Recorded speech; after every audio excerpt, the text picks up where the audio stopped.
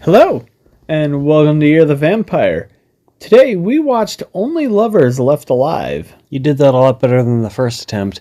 This is the second time we're recording this. I must have clicked something wrong, and it didn't save our. I Previous wanted to take. say dialogue. This isn't a goddamn movie script or a book. Just the previous take, we screwed up. Yeah, well, I screwed up. You didn't do it. Anyways, This was it can be kind of hard to explain. this was a weird Year of the Vampire week.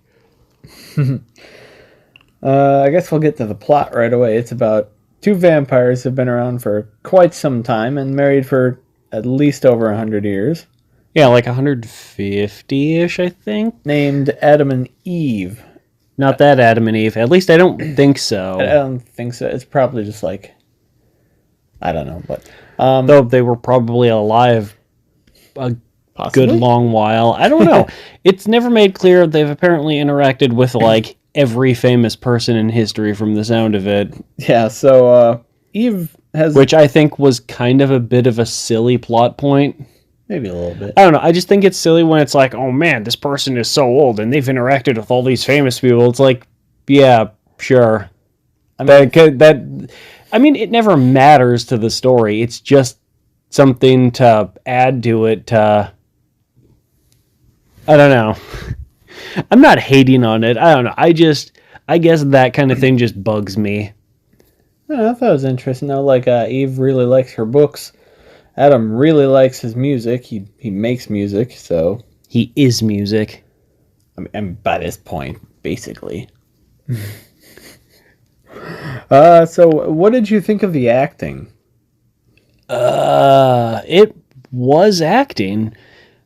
Honestly, the movie is more of a, going back to the plot, the movie is more of like a slow scene by scene kind of like talking piece. So talking about things like the plot and acting isn't the easiest thing to do. Yeah, because at the beginning, Because there isn't a whole lot of plot to talk about, and a lot of the acting is mostly just them talking casually. So I don't know. It's tough. This is a tough movie for me to talk about. yeah, because it just kind of starts out where they're both doing their own thing at basically different ends of the world. Then they come together. I And mean, that's- Detroit, Michigan, and Tangier aren't that far apart. It's like, what, you could walk that distance eventually. things don't really fully come together until Eve's sister Ava shows up, and that kind of shifts the entire movie about the latter half of it. I think it was like the middle, last third-ish.